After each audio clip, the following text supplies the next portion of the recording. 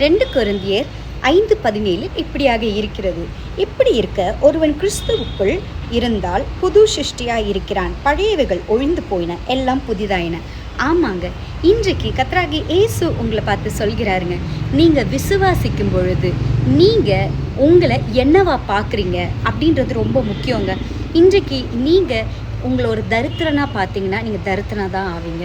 நீங்கள் உங்களை ஒரு பணக்காரனாக பாருங்கள், நீங்கள் உங்களை ஒரு கோடீஸ்வரனாக பாருங்கள். உங்கள் வாயினால் ஒவ்வொரு நாளும் இவ்வளோ பணம் என் அக்கௌண்ட்டில் இருக்கும், எனக்கு சொந்த வீடு இருக்கும், எனக்கு சொந்த நிலம் இருக்கும், என் பிள்ளைங்க எல்லாரும் பெரிய ஸ்கூலில் படிப்பாங்க, என் பிள்ளைகள் எல்லாரும் கர்த்தரால் ஆசீர்வதிக்கப்பட்டவர்களாக இருப்பாங்க, நான் என் சந்ததிக்கு ஆசீர்வாதங்களை கொண்டு போய் சேர்ப்பேன், என்னுடைய குடும்பம் இப்படியாக ஆசீர்வதிக்கப்பட்ட குடும்பமாக இருக்கும், என்னுடைய 5ஆம் தலைமுறைக்கு நான் ஆசீர்வாதங்களை கொண்டு போய் சேர்ப்பேன்.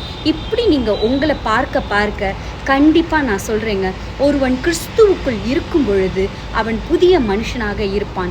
அவனுடைய வாயிலிருந்து புறப்படுகிற ஒவ்வொரு வார்த்தையும் ஆசீர்வாதமான வார்த்தையாக இருக்கும். அவனுடைய வாயிலிருந்து புறப்படுகிற ஒவ்வொரு ஆசீர்வாதமான வார்த்தையும் அவன் வாழ்க்கையில் ஆசீர்வாதமாக முடியுங்க. இன்றைக்கு நீங்கள் ஒருவேளை பழைய காரியங்களை குறித்து நினைத்து கொண்டோ பேசிக்கொண்டோ இருக்கிறீர்கள் என்றால் உங்கள் வாழ்க்கையில் புதிய மாற்றங்களை வருவதற்கு நீங்கள் மனசு வைக்கணுங்க.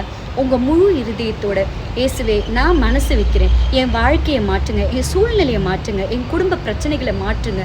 நீங்கள் உங்கள் வாயினால் பேசி, உங்கள் வாயினால் உங்கள் குடும்பத்தை பற்றி நீங்கள் விசுவாச வார்த்தைகளை பேசும்போது கண்டிப்பாக அது உங்கள் வாழ்க்கையில் நன்மையாக நடக்கும்.